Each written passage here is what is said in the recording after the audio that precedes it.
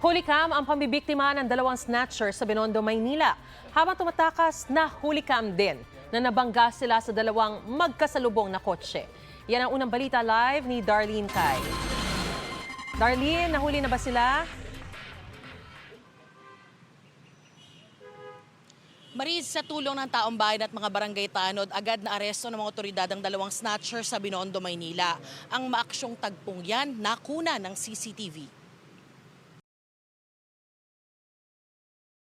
Masdan ang dalawang ito habang nakatambay sa Dasmariñas Street, Binondo, Maynila, pasado alas 5 ng hapon noong November 1.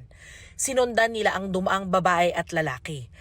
Nauna ang isa sakay ng motorsiklo sa kalye ng Ongpin, habang nasa likuran ng dalawa ang kasama niya. Nang makakuha ng tiyempo, hinablot ng nasa likod na lalaki ang pouch na hawak ng babae. Dali-dali siyang tumakbo, umangkas sa motorsiklo at mabilisang tumakas. Sa pagmamadali, sumalpok ang riding in tandem sa dalawang magkasalubong na kotse. Naipit ang motorsiklo kaya wala silang nagawa kung hindi iwanan ito at tumakbo palayo. Nakarating sila sa kalye ng Yuchenko habang hinahabol ng mga tanod at tumulong na bystander. Nagmistulang patintero ang habulan ng snatcher at mga tanod hanggang makorner ang mga suspect. Pagdating namin sa area, nakita po namin yung dalawang alleged suspect na actually huli na ng mga tanod. Tapos pati yung complainant ng robbery snatching, dinala namin sa Gandara PCP. Nabawi ang hinablot na pouch na may lamang 18,000 piso. Kinilala ang mga suspect na sina Christian Austria at Mark Louis Galvero. Tumanggi ang biktimang magsampa ng reklamo laban sa mga suspect. Kasi meron siyang mahalagang gagawin po yata sa Bulacan. So nawalan po kami ng holding sa mga suspect. Nirelease din po namin. Kasi walang complaint? Wala pong complaint. Pero nadiskubre ng mga pulis na wanted pala ang dalawang suspect dahil din sa pagnanakaw at kasong may kinalaman sa iligal na droga. Kaya agad uli silang hinanap at inaresto ng mga pulis. Nadaanan lang po namin, ma'am. Tapos? Ayun na po, ma'am. Naisipan na po namin.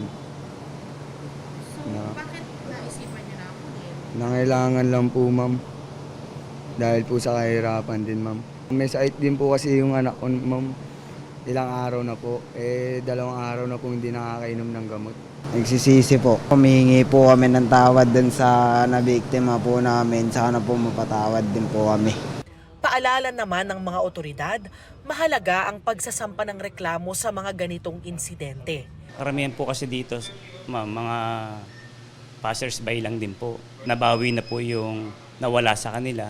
Di na po sila interested mag-file ng complaint. So, na-advise ko pa nga po na immediately mag-file ng complaint para magkaroon po tayo ng holdings po sa mga suspect at makulong at masampaan ng kaukulang complaint po. Maris, sa ngayon nakakulong na sa MPD Station 11 yung dalawang suspect at bagamat hindi sila masasampahan ng kaso para dito sa pagnanakaw nila noong November 1, haharapin pa rin nila ang mga naunang kaso ng robbery at pati na rin yung paglabag sa Comprehensive Dangerous Drugs Act. Yan ang unang balita sa Maynila. Ako po si Darlene Kai para sa GMA Integrated News. Mga kapuso, para una ka sa mga balita, mag-subscribe sa GMA Integrated News sa YouTube. Sa mga kapuso abroad, subaybayan niyo po kami sa GMA Pinoy TV at sa www.gmanews.tv.